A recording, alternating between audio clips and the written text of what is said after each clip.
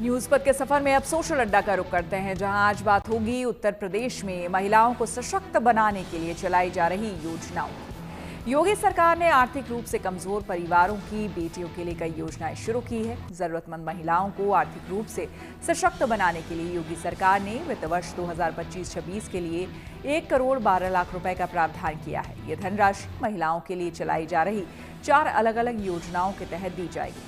सरकार इस साल करीब 9 लाख रुपए की राशि उन महिलाओं को देगी जो कि दहेज के कारण परेशानियों का सामना कर रही हैं। इसके अलावा दहेज पीड़ित महिलाओं को कानूनी सहायता देने के लिए 8 लाख रुपए खर्च करेगी। योगी सरकार ने विधवाओं की बेटियों के विवाह के लिए 70 लाख रुपए की राशि देने का फैसला किया है। इसके अलावा यूपी सरकार ने एक अनोखी योजना शुरू की है, जिसके तहत विधवा महिलाओं से विवाह करने वाले पुरुषों को पुरस्कार दिया जाएगा। विधवा महिलाओं से विवाह करने से जुड़ी योजना के लिए सरकार ने 25 लाख रुपए मंजूर किए हैं। योगी सरकार ने महिला कल्याण विभाग को निर्देश दिए हैं कि पैसा सही तरीके से और समय पर जरूरतमंदों तक पहुंचे और कोई गड़बड़ी ना हो। यही नहीं, उत्तर प्रदेश सरकार विधवा महिलाओं के लिए निराश्रित महिला पेंशन योजना चलाती है। इस योजना के तहत यूपी सरकार की ओर से 1000 रुपए महीने के हिसाब से विधवा पेंशन दी जाती है।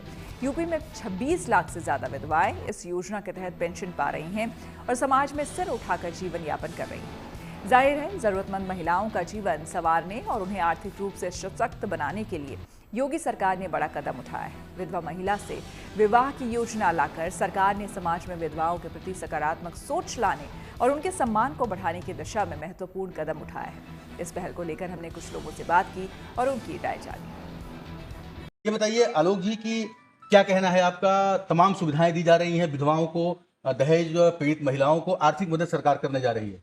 यह ईश्वरीय कार्य है। एक अच्छे शासक का यह गुण है कि वह अपने जनता को के अंतिम कष्ट को समझने का प्रयास करें। जो भी महिलाएं कम उम्र में विधवा हो जाती हैं, निश्चित रूप से कहीं न कहीं से परिवार से भी या समाज से भी उनकी अवहेलना होती है। सरकार ने बिना वोट बैंक की चिंता किए, बिना किसी जात पात की चिंता किए, बिना भेदभाव के यह इतना शानदार निर्णय लिया कि इसकी जितनी भी प्रशंसा की जाए वह कम है। हृदय से आदित्यनाथ जी, योगी जी को हृदय से आभार है। जी, योगी जी का ये जो अभी योजना लाए हैं विधवा पुनर्विवाह और जो दहेज उत्पीड़न से परित्यक्त महिलाएं थी उनको पुनर्विवाह के लिए जो योजना रही है, हमारे समाज में चूंकि ऐसा है कि जो भी तलाकशुदा महिलाएं हैं या छोड़ी हुई महिलाएं हैं उनको हे की दृष्टि से देखा जाता है।